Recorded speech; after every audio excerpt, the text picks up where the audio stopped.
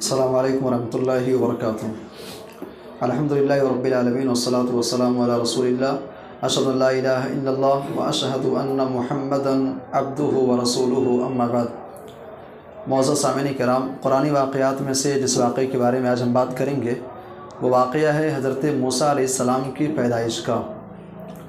सरज़मीन अरब के अंदर बल्कि तारीख़ इंसानी में एक जगह, एक शहर, एक इलाक़ा बहुत ही मशहूर मारूफ़ है जिसको हम और आप मिस्र के नाम से जानते हैं। कुरान हकीम के अंदर भी मिस्र का तज़किरा आपको मिलेगा, अहादीस के अंदर भी मिस्र का तज़किरा मिलेगा, चूँकि तारीख़ इंसानी के एतबार से मिस्र को बड़ी अहमियत हासिल है। मिस्र के अंदर बहुत सारे बादशाह गुज़रे हैं। मिस्र के अंदर एक बादशाह गुज़रा है, उसका नाम था रामसीस, जिसको कुरान और हदीस के अंदर फ़िरऔन के नाम से ज़िक्र किया गया है। रामसीस उसका असल नाम था, लेकिन चूँकि मिस्र के अंदर वहाँ का रिवाज ऐसा था कि जब कोई बादशाह बनता था तो उसे फ़िरऔन का लक़ब दिया जाता था।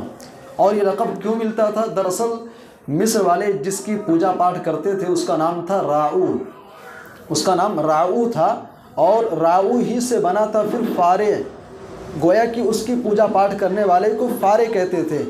और जब कोई वहाँ का बादशाह होता था तो उसका नाम, उसका लक़ब फ़िरऔन दिया करते थे, क्योंकि उनका मानना ये था कि बादशाह जो है वो इस देवता का, वो उसका रूप है और उसकी तरफ से भेजा हुआ है।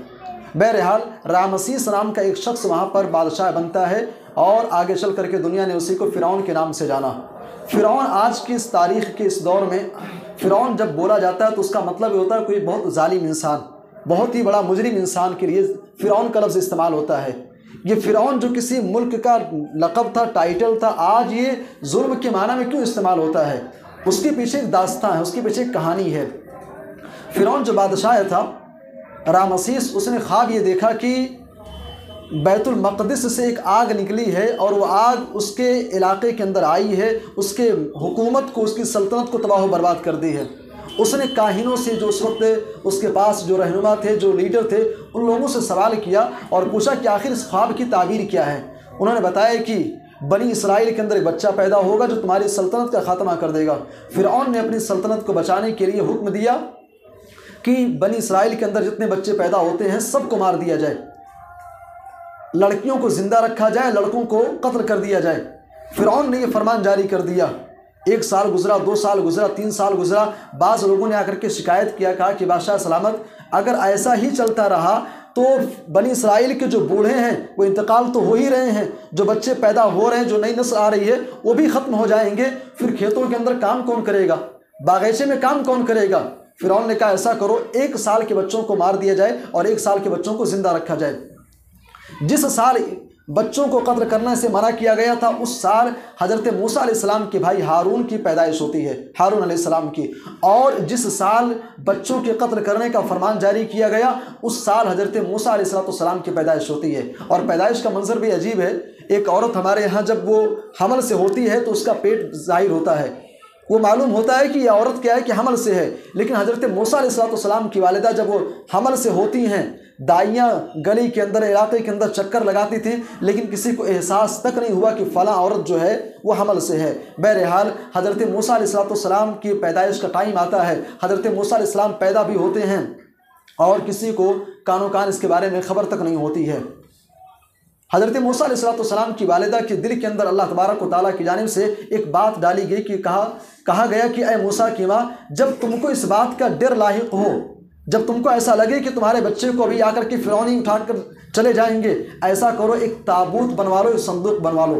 हज़रत मूसा अलैहिस्सलाम की वालिदा एक बढ़ई के पास जाती हैं और उससे जिक्र करती हैं कि मुझे एक ताबूत चाहिए। उससे एक संदूक खरीदती हैं। वो कहता है कि तुम्हारे पास तो बच्चा है नहीं, तुम क्या करोगे इस चीज़ का, संदूक का क्या करोगे? हज़रत मूसा अलैहिस्सलाम की वालिदा कह देती हैं कि ये संदूक मैं अपने बच्चे के लिए ख़रीद रही हूँ। अब वो जो बढ़ई था वो फ़िरौनियों में से था। उसने फ़ौरन वहाँ से निकला और निकल करके फ़ौरन फ़िरौन के दरबार में गया, जा करके ताकि बता दूँ और बता करके कुछ इनाम हासिल कर लूँगा।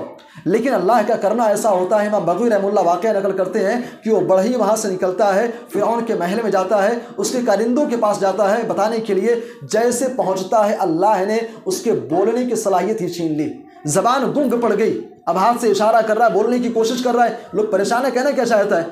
लोगों ने समझा कि पागल है, डांट करके भगा दिए। और जैसे वापस आया, घर पहुंचता है, फिर ज़बान ठीक हो गई, फिर वापस जाता है बताने के लिए, फिर अल्लाह ने ज़बान उसकी छीन ली, बोलने की सलाहियत अल्लाह ने छीन ली। उसके बाद फिर लोगों ने डांट करके भगाया, कई मरतबा ऐसा हुआ बल्कि लोगों ने मार करके वहाँ से भगाया। उसके बाद फिर उसे यकीन हो गया, लगता है मामला कुछ और ही है। बहरहाल हज़रत मूसा अलैहिस्सलाम की वालिदा ताबूत लेकर के घर पर आती हैं। मुफस्सिरीन लिखते हैं कि जब हज़रत मूसा अलैहिस्सलाम की वालिदा को इस बात का डर होता कि फ़िरौन ही कहीं आकर के लेकर चले न जाएं, दरिया के किनारे उनका मकान था, बच्चे को उसमें डाल करके संदूक को दरिया के अंदर फेंक दिया करती थी और एक रस्सी बांध करके उसको पकड़े रहती थी। जैसे फ़िरौनी चले जाते थे उसके बाद फिर संदूक को खींच लेती थी।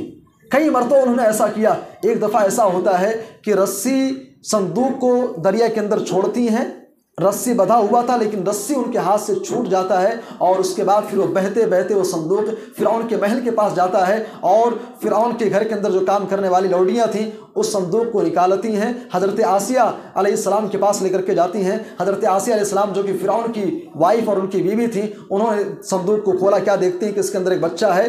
फ़िरौन कत्ल करना चाहा लेकिन उन्होंने कहा कि हमारे पास औलाद नहीं है, हमारे पास औलाद नहीं है, हो सकता है कि बच्चा बड़ा होकर के ये हमारे लिए फ़ायदे का ज़रिया बने, या हो सकता है कि इस बच्चे को हम अपना बेटा ही बना लें। बहरहाल इस तरीके से हज़रत मूसा अलैहिस्सलाम की पैदाइश हुई और हज़रत मूसा अलैहिस्सलाम जिसके डर से फ़िरौन ने हज़ारों बच्चों को कत्ल करवाया था, वो बच्चा उनके महल के अंदर पहुँच गया। आगे की जो तफसीर है इंशाअल्लाह आने वाले दुरूस में हम बात करेंगे। अल्लाह हम सबको दीन की सही समझ अता फरमाए। आमीन। तक़ब्बल या रब्बल आलमीन।